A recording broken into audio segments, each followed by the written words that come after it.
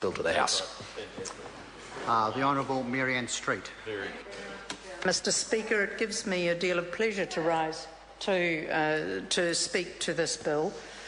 I want to, with the indulgence of the House for a moment, just use a little story from my own experience that I hope will demonstrate what the impact of adventure tourism and whale watching in particular has had on the township of Kaikoura, and why this particular piece of legislation is so useful. My family and I went to have a look at the whales and do the whale watching experience some years ago. And the first day we got there, it was too choppy to go out. The sea was too rough, and the trip was cancelled. And we were to turn up the next day and try again. So we decided to do something else, of course, on that first day. And of course, Kaikoura had learned to cater for just that situation. So their tourism infrastructure has developed alongside the whale watching tourism venture which we know so well. It is an extraordinary thing to do, to go out a very short distance from the shore, and because of the sheerness of that continental shelf and the depth that is suddenly achieved, we have these whales on our doorstep by that freak of nature, that edge of the continental shelf. But Kaikoura Township and community has equipped itself to deal with the off days as well. And so my family and I did something else, and we did another bit of adventure tourism, and we went up Mount Fife. And we enjoyed that experience as well. My point about relating this is that adventure tourism and the kinds of things for which Kaikoura is now famous provide economic development in a region. Economic development in our regions does not come only from drilling for oil and gas. And here we have a wonderful example of a region that is thriving because of its natural features. It is no wonder that the people of Kaikoura are so up in arms about the prospect of drilling for oil and gas. It is no wonder. This is an area where it might be an either-or. And I want to come to that in the context of this bill, because this bill is basically a good bill. And I am pleased to see it here. I am pleased that it has reached this stage, and Labor is happy to support it. But can I just make a couple of points? Because this is not over yet. First of all, I want to acknowledge Peter Lawless, who came to see me in my office in Nelson to talk to me about Te Korowai, about their establishment, about their development, and about the process by which they hoped this bill might finally arrive in this place. I was delighted to tell him that Labor would be pleased to support this bill. He was acting as a facilitator on behalf of the Te Korowai Guardians and presented this to me. It was a testament to the people who are of that area and who care about what happens to it, and I want to pay a tribute to Te Korowai Guardians at this stage of the legislation. It is their commitment, it is their energy that has brought it this far.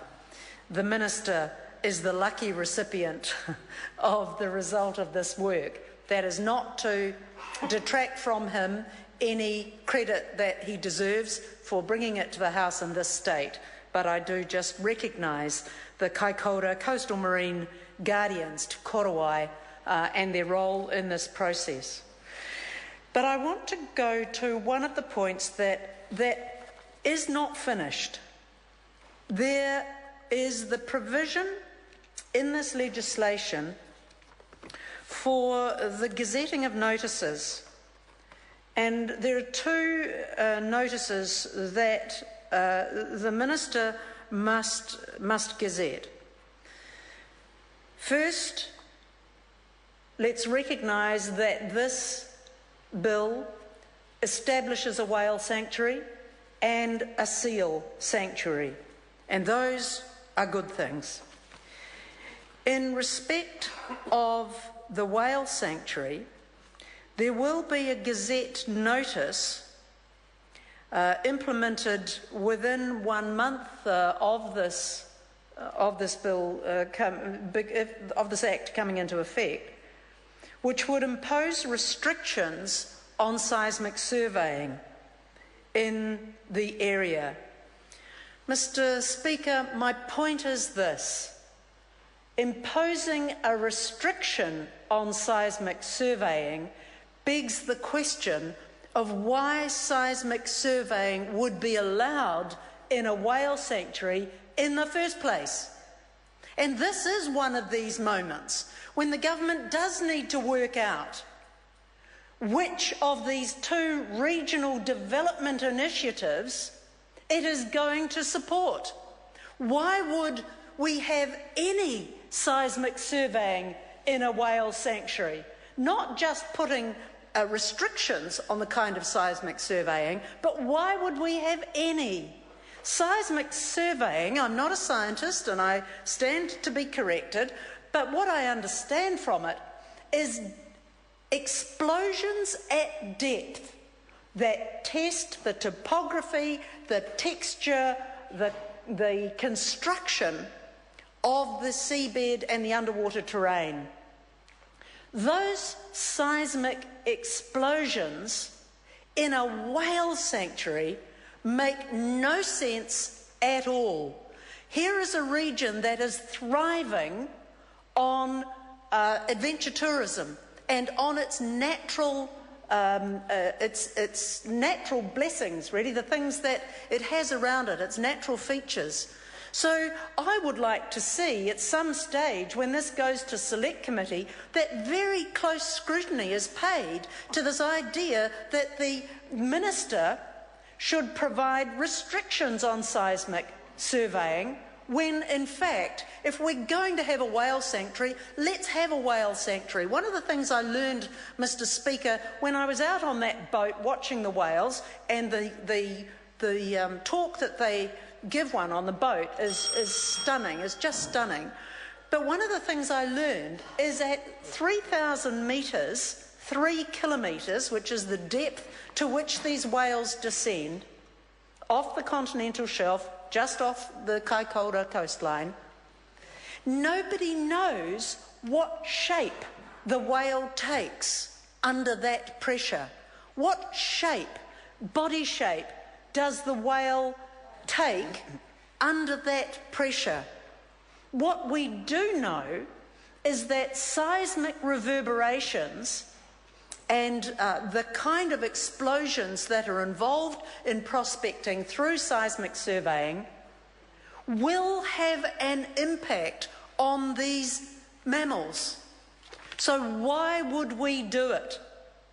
So my challenge to the Minister is, while we support this bill, we would like to see a whale sanctuary, we would like to see a seal sanctuary in place and that area protected.